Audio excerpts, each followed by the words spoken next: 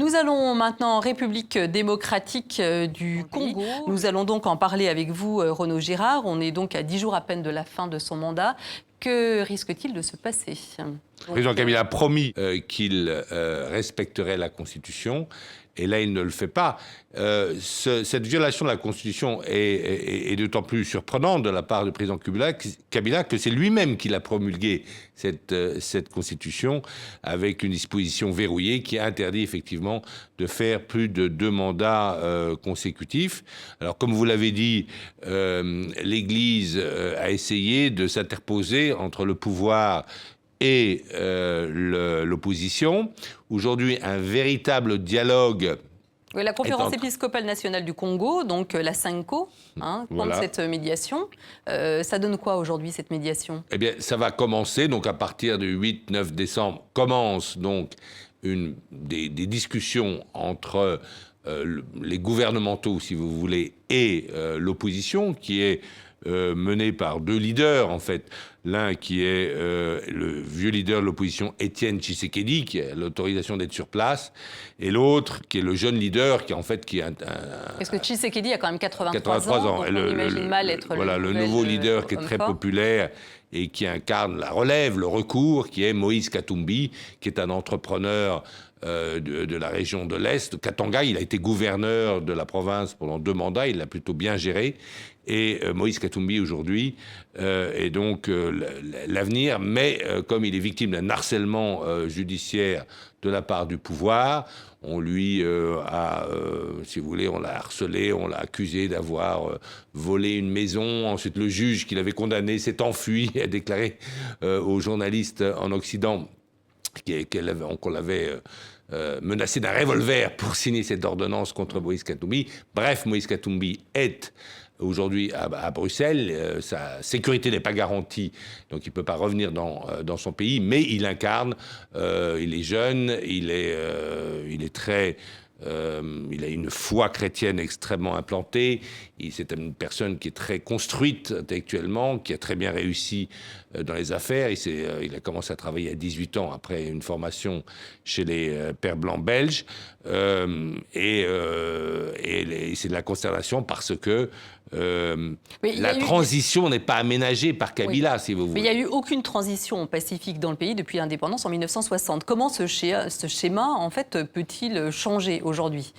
Bien, alors, le dialogue, Kabila a dit qu'il partirait ou qu'il y aurait des élections à partir d'avril 2018. L'opposition ne va pas accepter cela.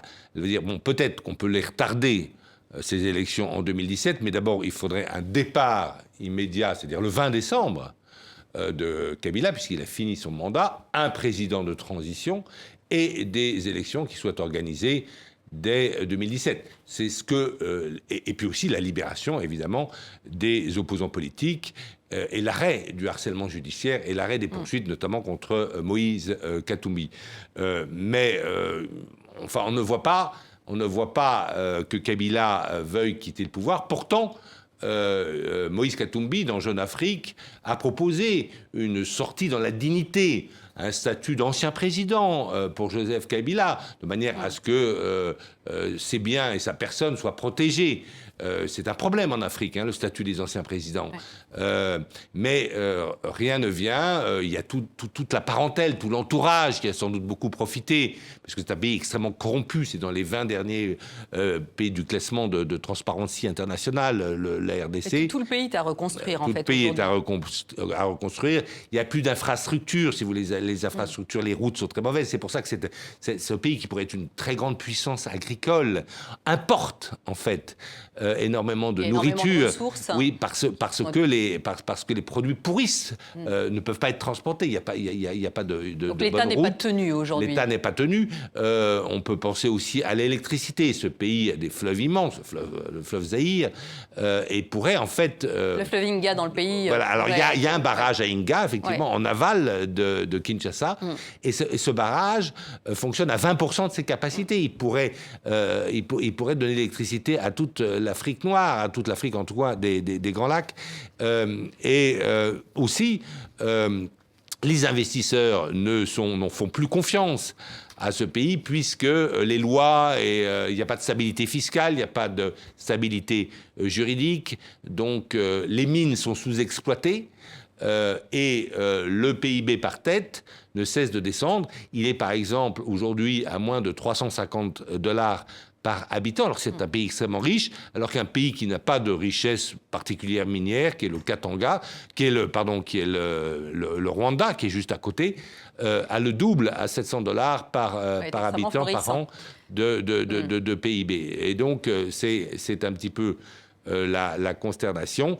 Espérons que Kabila va comprendre de lui-même. Peut-être il va y avoir un conseil des ministres européens pour imposer des sanctions contre l'appareil sécuritaire de Kabila. Espérons qu'il comprenne et qu'il accepte de ne pas s'accrocher au pouvoir. Merci Renaud Girard pour cet éclairage. Merci beaucoup.